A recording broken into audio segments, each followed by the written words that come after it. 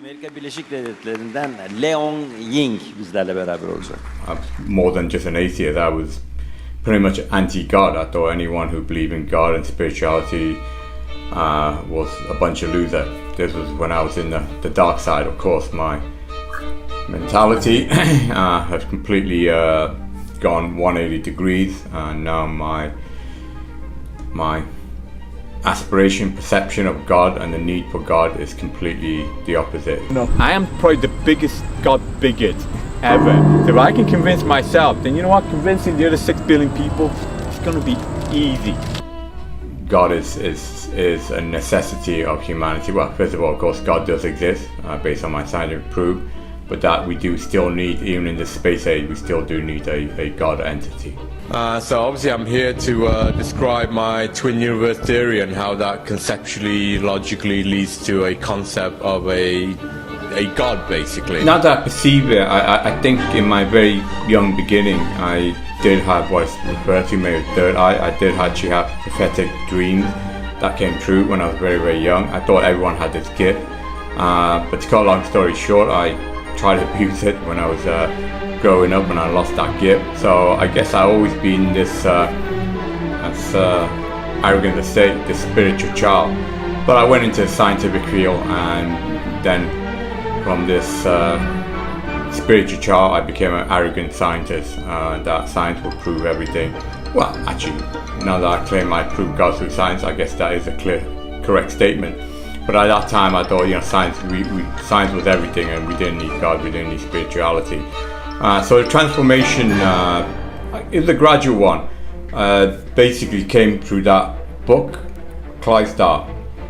So I started writing on it. I think it's 1998. I think it was actually at a science conference at Argonne National Lab.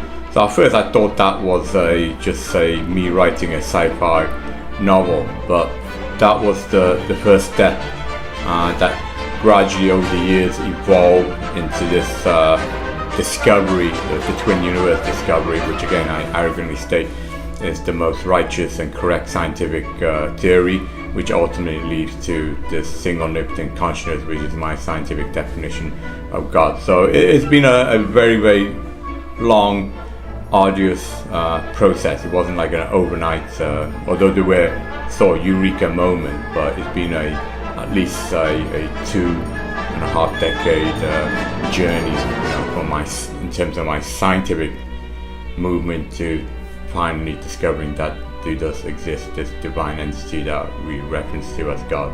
How many people believe in my mission? Probably no one to begin with. Now people are starting to believe me.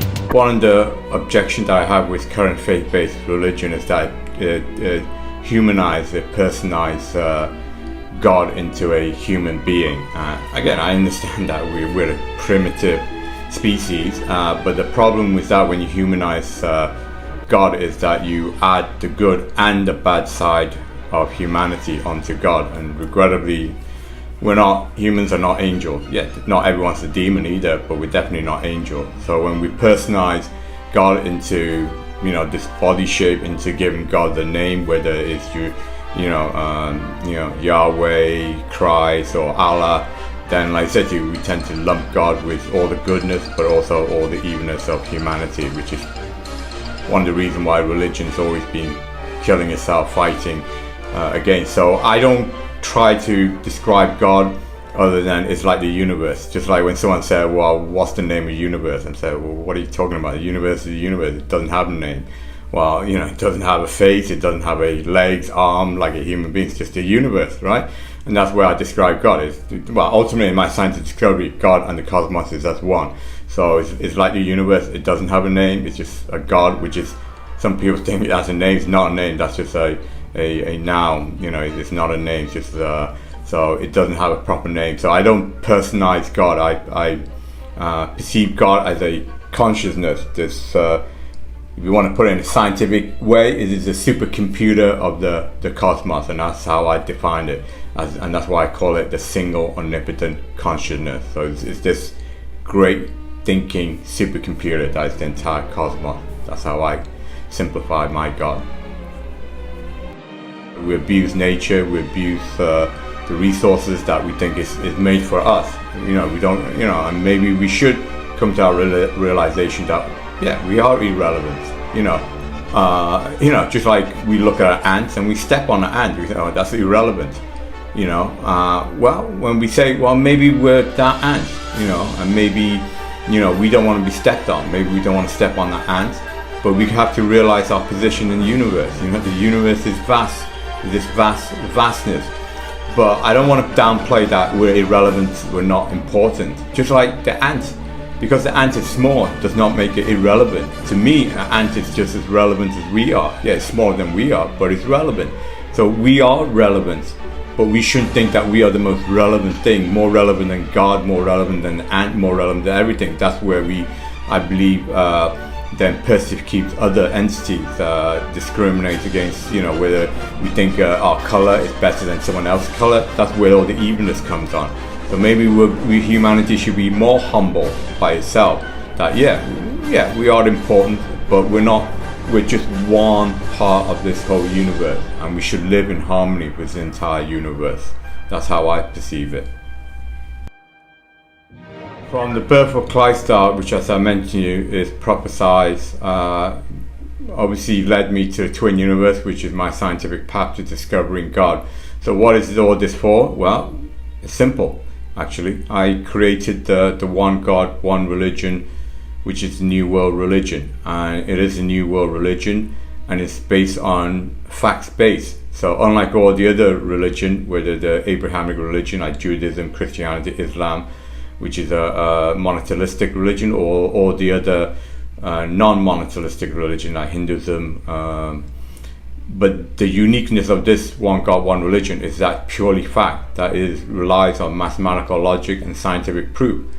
None of the other religion does that. All the other religion just faith-based, that somehow you just got a faith that God exists. Now, I'm not saying that is wrong, absolutely not. My goal is to unify the facts and the base together and build a yin-yang unbreakable belief in God through facts and through faith. But that's the uniqueness of this new religion, this one God, one religion. It will unify the entire religion, because logic states if there is only one God, then logic dictates there should only be one religion. Okay, that's just logic, right? So I believe this one God, one religion is what is stated. The one God with the one religion. Okay, so the significance of it is that, you see through historical, there go cycles, you have Buddhism, then you have Judaism, then you have Christianity, then Islam.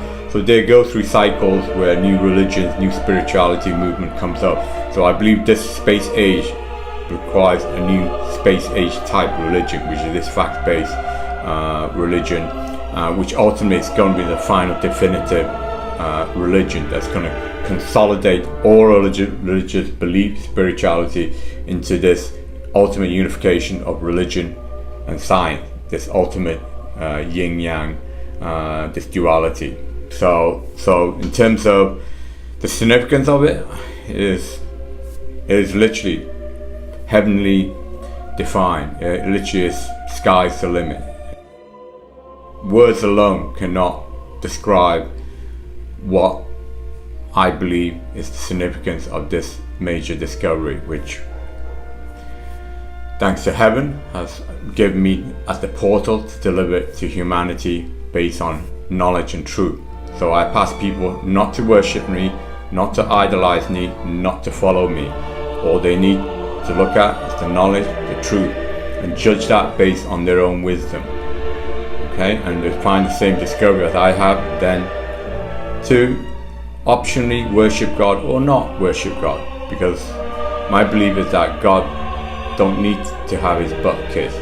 God only needs humanity to be righteous and good. That is what each of us here on earth should aspire to. Not how many times we go to church, not how many times we read whatever holy book, whatever, but just be good and righteous. Okay? It's that simple. Live a good and righteous life, and you will all attain what God will for us humanity here on earth is all about.